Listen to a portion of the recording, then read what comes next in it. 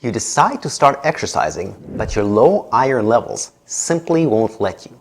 It's a catch-22. Exercise increases your energy levels, but you don't have the energy to start exercising because of iron deficiency. Some of my clients, especially females, often ask me if it's safe to exercise with low iron symptoms. I have hundreds of women to start exercising, even with iron deficiency. So if you want to know how to exercise with low iron, keep watching this video. Iron is a vital mineral responsible for carrying oxygen in our blood. Thus, it gives us energy and endurance. When you have low iron in your blood, it can lead to symptoms like fatigue and weakness. It can affect your ability to perform physical activities. Exercise can also deplete iron, especially if you do high-intensity activities that cause sweating. So, should you exercise with low iron? Exercising with iron deficiency is possible, but it requires a lot of careful consideration and modifications. And in this video, I will address the concerns surrounding exercise and low iron.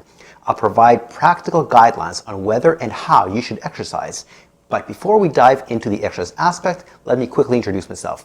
My name is Igor, and I spent nearly 2 decades creating programs with a focus on these 3 components: exercise, nutrition, and supplements.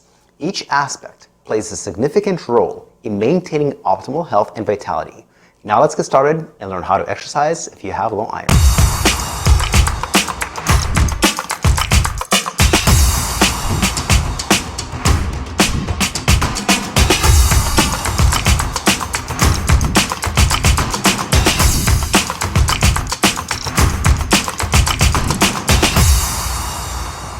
Before diving into how to exercise if you have low iron, you should probably know the 3 reasons why your iron might be low in the first place. Reason number 1 is insufficient intake. In other words, if you're just not eating enough iron-containing foods, well, that may be no surprise why you have low iron. And what are the best iron-containing foods? Well, the best one by far is liver, and beyond that is red meat. Those are the best sources. There are also good sources in most animal sources, as well as milk, dairy, as well as things like cheese and eggs. Those are the best sources of iron. Now, some people will say that spinach has low iron, but they're vegans and that's not correct. They have a source of iron called non-heme iron, which doesn't get absorbed nearly as well as something called heme iron. So the best sources of iron are largely red meat and liver meats. The next possible reason why you might have low iron is inadequate absorption. Maybe you are eating sufficient iron-containing foods, however, your body, your digestive system, is not able to extract the iron from the food that you are eating. The third possible reason why you might have low iron is maybe there are excessive losses. That might certainly be the case if you are a premenopausal woman who has heavy periods, heavy blood flow during her periods. If that's not you, maybe there is another reason for the losses of iron. The number 1 reason people suspect in women who are of menopausal and postmenopausal age, as well as men, is gastrointestinal bleeding. So these are the 3 possible reasons why you might have low iron, and the solutions to all 3 are different. For some, the solution is either taking iron supplements or eating more iron-containing foods. For some, it's maybe improving the digestive system. And for others, it's maybe improving the balance of estrogen to progesterone so you don't bleed so much during your periods.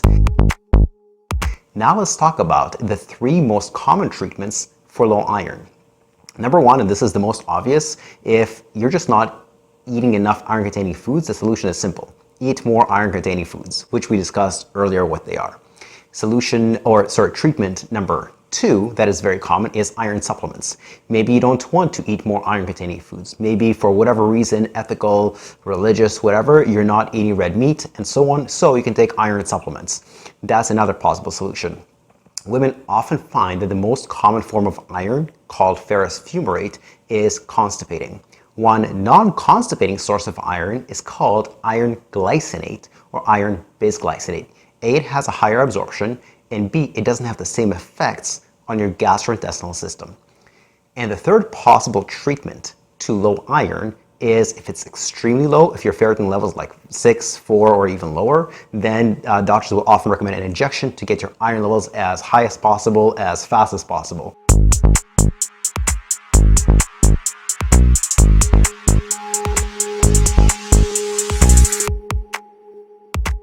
Now, the next question is, does exercise deplete iron? See, exercise is really a two-edged sword. On the one hand, it has an effect of increasing red blood cell mass, so the red blood cells are actually bigger. It also increases the amount of hemoglobin inside each red blood cell. Now, if you're wondering what is hemoglobin, it is a special protein found inside red blood cells that carries oxygen within the blood. So exercise has two positive effects on anemia, on low iron. However, it also has a negative effect. There is the mechanical destruction of red blood cells. For example, if you're running, there's of course blood going through all of your body, including the soles of your feet. If you're lifting weights, blood is going throughout the entire body, including the palms of your hands. So every time if you're running, your foot strikes the ground, you're mechanically destroying some red blood cells. Every time you lift a bar or you push a machine or anything like that, you're destroying some red blood cells inside the palms of your hands. So there are contradictory effects to exercise. There's the positive and the negative. So what's the net effect on the body? The net effect is largely positive if you do it right. So what modifications do you need to make in order to exercise properly with low iron? The solution is to, yes, you should do cardio, but non-impact cardio. If it's the impact that destroys red blood cells, do non-impact forms of cardio. Things like cycling, swimming, rowing, etc. These do not mechanically destroy red blood cells, so you get the benefits of exercise without the drawbacks of exercise.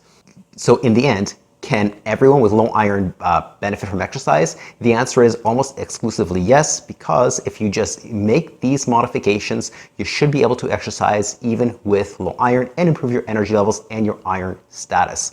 If you like this video and you want to help other people with low iron benefit from the information in here, click like and it would mean the world to me and it would help other people as well.